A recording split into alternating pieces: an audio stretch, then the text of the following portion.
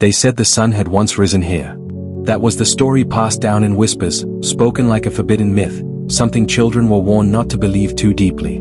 Because in Nocturne City, belief had a way of punishing the curious. The sky above was eternally dark.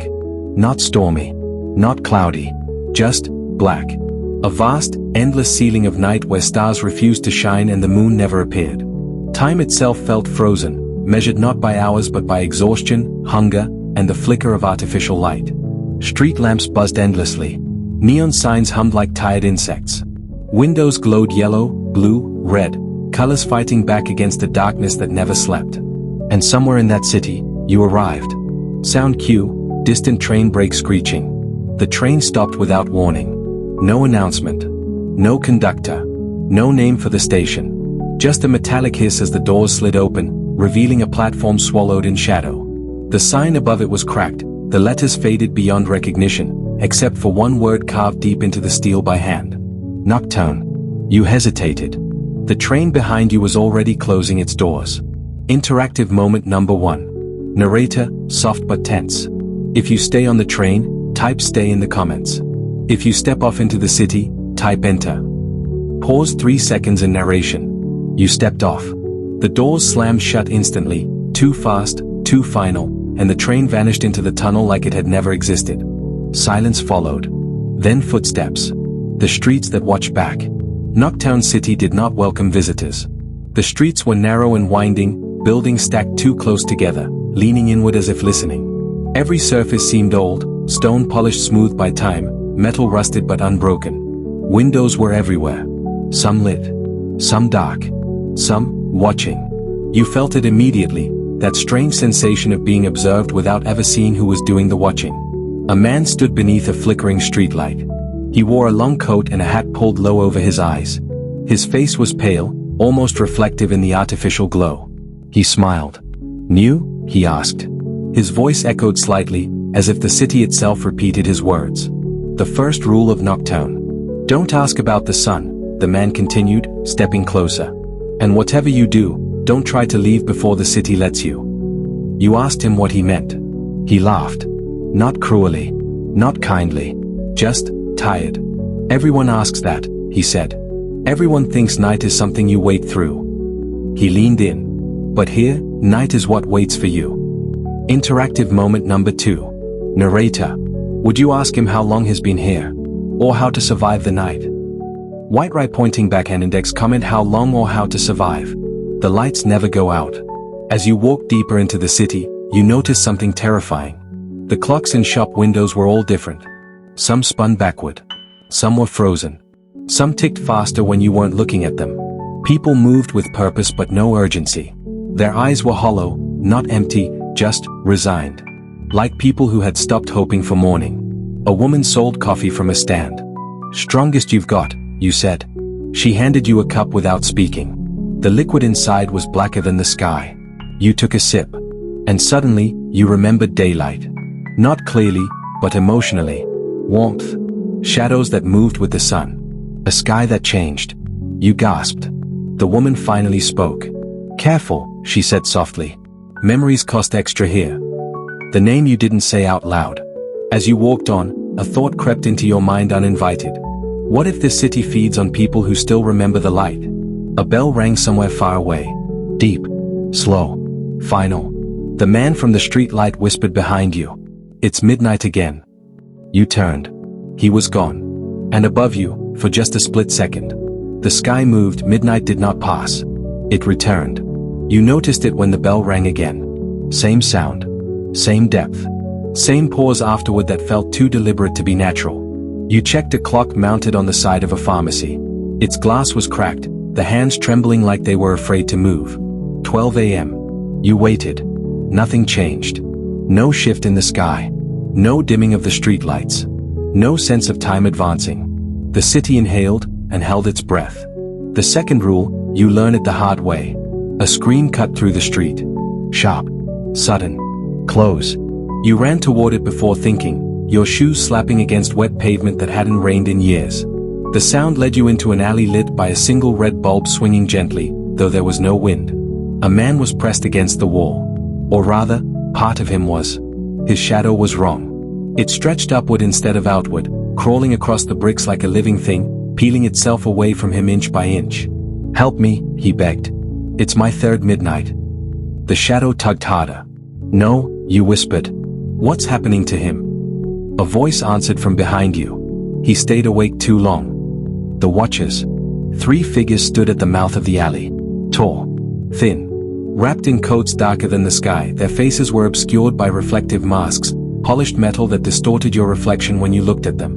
Where their eyes should be, the masks curved inward, swallowing light. One of them spoke. "In Nocturne, sleep is mercy." The man screamed as his shadow tore free completely, collapsing into a puddle of darkness that soaked into the ground.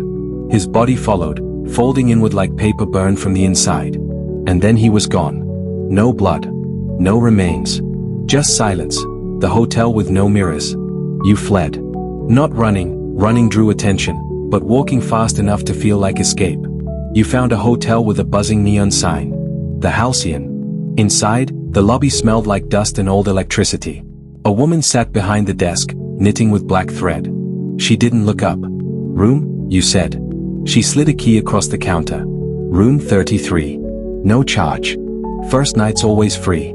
You noticed something immediately as you stepped inside the room. No mirrors. None. No bathroom mirror. No reflective surfaces. Not even glass, only dull, frosted panels where reflections should be. You lay on the bed. The mattress exhaled beneath you, as if relieved to have weight again. Sleep is not rest here. You closed your eyes. And the city followed you in. You dreamed of streets folding over themselves, of buildings rearranging when no one was looking.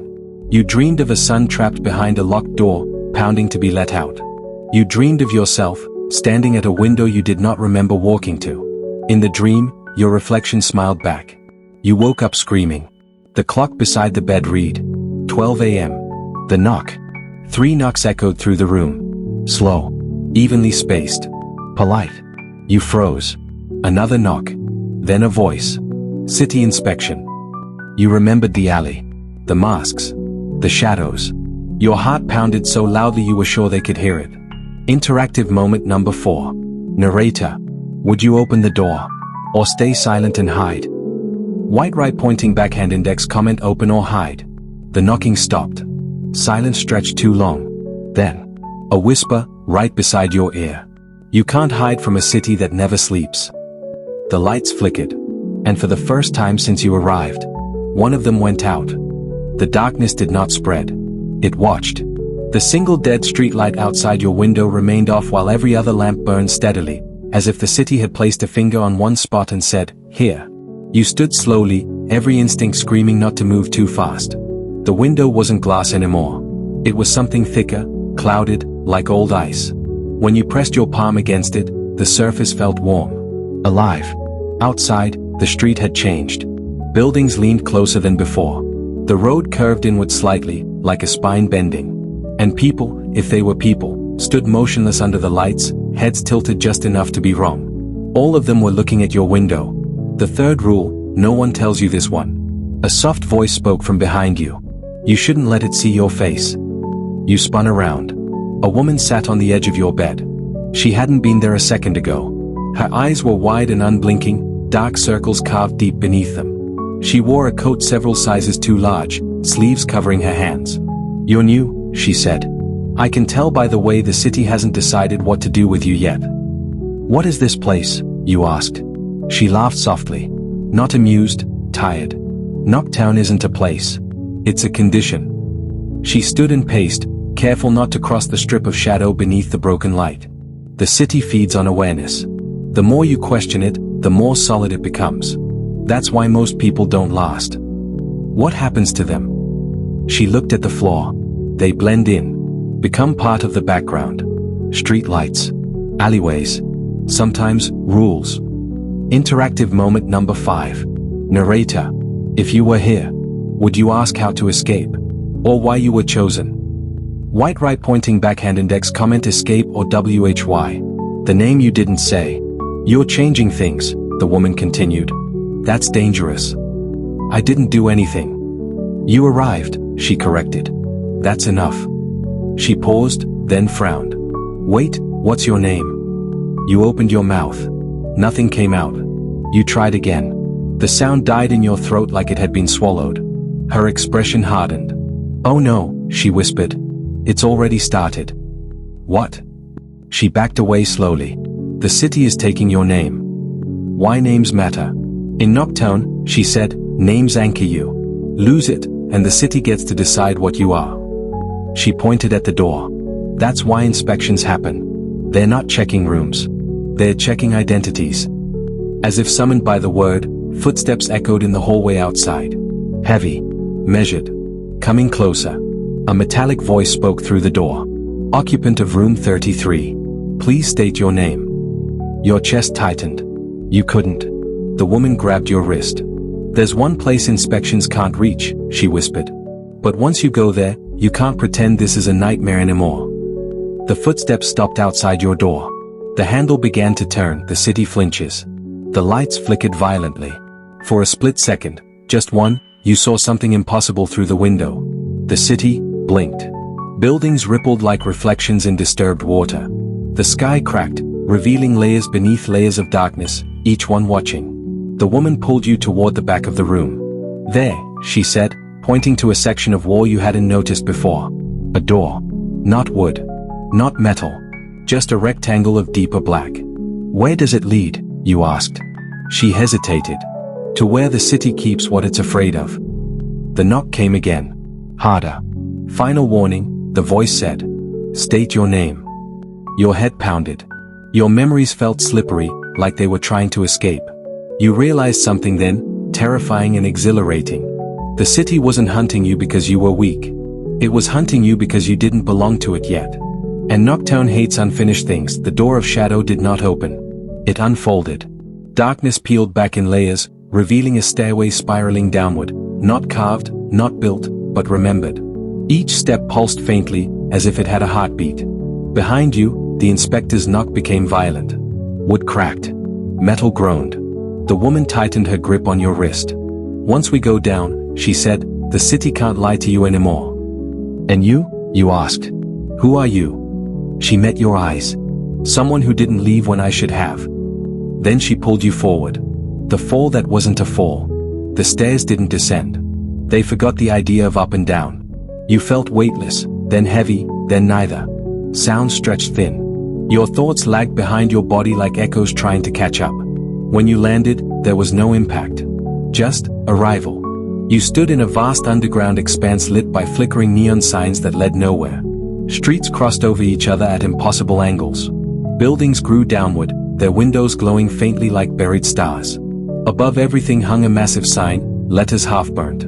"Welcome to the underside. What Nocturne hides. This is where the city puts its mistakes," the woman said. "People who question too much. Streets that led somewhere they weren't supposed to. Nights that almost ended." You saw figures wandering slowly, translucent, unfinished. Their faces shifted, features rearranging themselves as if searching for something familiar. "Are they dead?" you asked. "No," she replied softly. "They're undecided." One figure turned toward you and smiled. You recognized the face. It was yours. Your other self stepped closer. "I remember my name," it said. Your chest burned with sudden envy. "You gave it up," the woman whispered. When you hesitated at the door. The double leaned in. "The city feeds on certainty," it said. "You starved it. That's why it's angry." The ground shuddered. Above, sirens wailed, long, distorted, wrong. "They've realized you're down here," the woman said. "Which means?" She looked up. "They're afraid. The city breaks its own rules." From the ceiling, black shapes began to drip, not liquid, not solid. They hit the ground and rose into forms wearing uniforms made of shadow and light. Inspectors. But different now. Their faces were blank screens, static flickering across them. "Unauthorized existence detected," they intoned. One raised an arm, and the street behind you erased itself. Not destroyed. Deleted. The woman shoved something into your hand. A small metal object, warm. A key. "Your name isn't gone," she said quickly. "It's just unclaimed. This key opens one last place." "Where?" She smiled sadly. "Where Nocturne began." The inspectors advanced. Your double faded, dissolving into light that soaked into your skin. Memories rushed back, not all of them yours. You understood then. Nocturne was not endless because it had no morning. It was endless because someone had locked it in night. And the key in your hand was never meant for a door. It was meant for a decision. The key in your hand began to vibrate. Not violently, nervously. Like it knew something you didn't. The inspectors were closer now. Their footsteps didn't echo. They replaced sound, swallowing it whole. Where they passed, neon signs flickered into nonsense symbols, then went dark. The woman stepped between you and them. "This is as far as I go," she said. "No," you replied immediately. "You said the key opens where Nocturne began. You're coming with me." She smiled. Not sadly this time. Proudly. "I already did." Before you could ask what she meant, she reached up and pressed her palm to her own chest. Light burst outward. Not bright, ancient. The underside screamed. The first door. The world folded. You were no longer underground. You stood in a small room, barely larger than a bedroom. One window. One desk. One lamp. Outside the window, sunlight. Real sunlight. Your breath caught painfully in your chest. The air smelled warm. Dust floated lazily. Somewhere, a bird sang, uncorrected, unlooped, free. This was the first night, a voice said behind you. You turned. The woman stood there, but younger now. Human. Tired. This was when Nocturne still slept. Before the city stayed awake. She gestured to the desk. On it lay blueprints. Maps. Early sketches of streets that ended. Lamps with switches. Buildings with shadows. People were afraid of the dark, she said. Not because it was dangerous, but because it reminded them they weren't in control. She picked up the lamp and flicked the switch. It stayed on. They asked for a city where the lights never went out. Where nothing was hidden. Where sleep was optional. She looked at you. They asked me. You built Nocturne? You whispered. She nodded.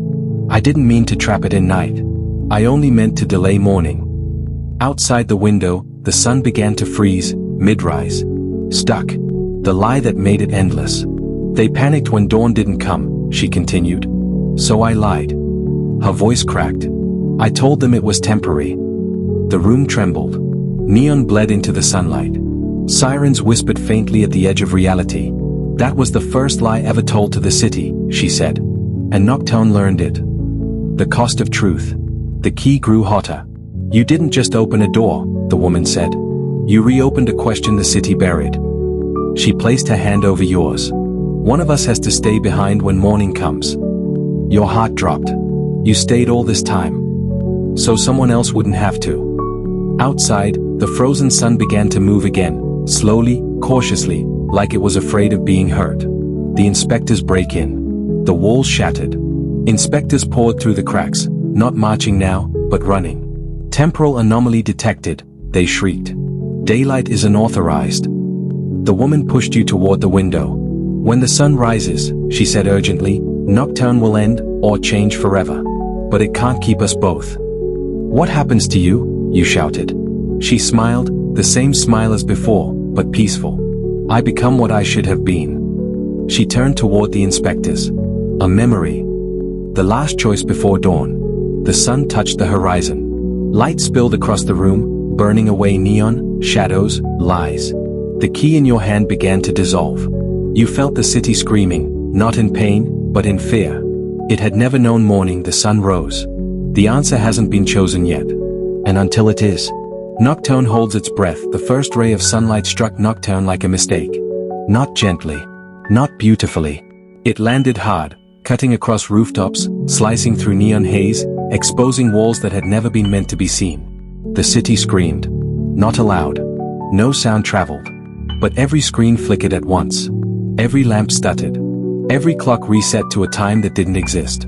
6 a.m. A time no one remembered living in. You stumbled out of the room and onto a street that should not have existed anymore. Above you, the sky was no longer black. It was blue. Unfinished blue. Like a thought half-formed. People poured out of buildings, shielding their eyes, crying out in confusion, terror, wonder. Some laughed hysterically. Some collapsed. Some simply stood still, because their bodies had forgotten how to react to daylight. The city fights back. The streetlights didn't go quietly. They flared, brighter than ever, burning white, trying to overwrite the sun. Neon signs screamed their old slogans. Stay awake. Night is safety. Don't remember. Buildings shifted, subtly at first, then violently. Entire blocks rotated to cast longer shadows. The city was moving again. Trying to hide. Trying to stay what it was. The key was gone from your hand now, but its shape was burned into your palm. A reminder. A responsibility. The people who had never slept. A woman grabbed your arm. Her eyes were bloodshot, glowing faintly with leftover neon. I can hear my thoughts, she whispered, terrified. Is that supposed to happen? A man fell to his knees, sobbing. I dreamed, he said. For the first time. I dreamed. Children stared at the sky, laughing, pointing at clouds like they were miracles.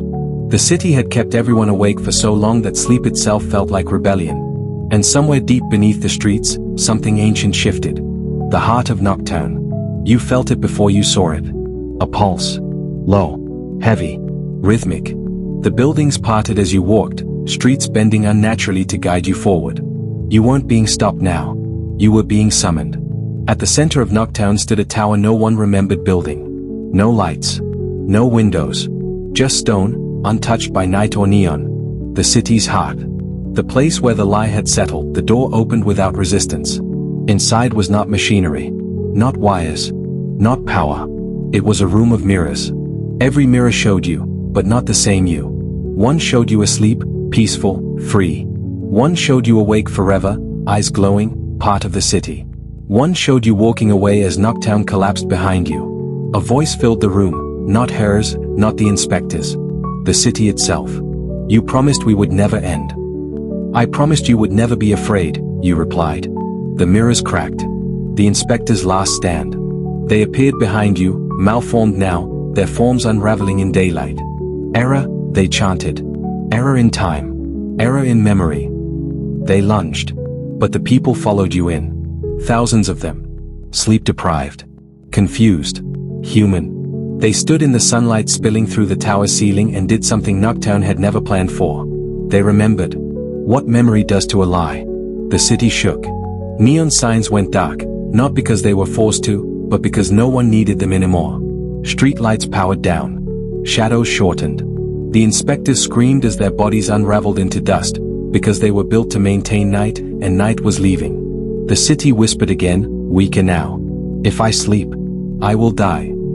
You placed your hand against the tower's core. No, you said softly. You'll dream. Interactive moment number 12, final for the city. Narrator.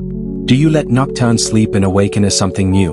Or end it completely, freeing the people but erasing the city? White right pointing backhand index comment let it sleep or end it. The sun climbed higher. For the first time in its existence, Nocturne faced morning. The vote was never spoken. It didn't need to be. You felt the choice ripple through the crowd the way a sigh passes through a room after long-held grief finally breaks. Let it sleep. The words weren't shouted. They weren't chanted. They settled, heavy, unanimous, human. The tower responded. Not with resistance. With relief. When a city falls asleep, the ground softened beneath your feet, not crumbling, but loosening, as if the city were unclenching a fist it had kept tight for centuries. Buildings stopped moving. Clocks froze, not at midnight, but at 6:17 a.m. The moment the city decided to rest. Neon bled into brick, lights dimming until they became memory instead of command. Above, the sky finished becoming blue. Real blue. Nocturne exhaled. And for the first time, the city slept. The price of morning. People collapsed where they stood. Not dead. Dreaming. Sidewalks filled with bodies breathing slowly, peacefully, like survivors of a war they didn't know they'd been fighting. Some cried in their sleep. Some smiled. Some whispered names long forgotten. You remained standing. The tower hummed, quieter now, like a heart slowing into a healthy rhythm. Then the voice returned, not booming, not fearful. Small. Tired. Someone must stay. You already knew. Cities don't change without anchors. Dreams don't survive without dreamers. If I stay, you asked, what will I become? The tower showed you. Not a ruler. Not a god. A caretaker. A presence between night and morning. A watcher. A memory. Interactive moment number 13, most important. Narrator. This is where the story truly branches. White right pointing backhand index. Do you stay and become part of the city's dream? Or leave, carrying its memory into the waking world? Comment stay or leave. If you stay, you step back into the tower. The doors close, not locking, but sealing gently, like eyelids. Your body dissolves into warmth, into thought, into story. Nocturne dreams with you inside it. And every night, somewhere in the world, people dream of a city that no longer exists, but feels like home. If you leave, you walk out of the tower as the sunlight strengthens. Behind you, Nocturne reshapes itself. Windows open, doors unlock. A city learning how to live in daylight. You are the only one who remembers what it was. And sometimes, late at night, when sleep refuses to come, you swear the streetlights flicker, as if the city misses you. The final truth. Cities are not made of concrete. They are made of agreements. And Nocturne's agreement was simple. If we never sleep, we never have to face the dark. But the dark was never the enemy. Fear was. Epilogue. Years later, maps show nothing where Nocturne once stood. Just an ordinary city. Normal nights. Normal mornings. But some people, the ones who wake at exactly 3:17 a.m., feel it. A hum. A memory of neon. A sense that somewhere, a city is still watching the sun rise. And learning how to rest. End of the City of Endless Night.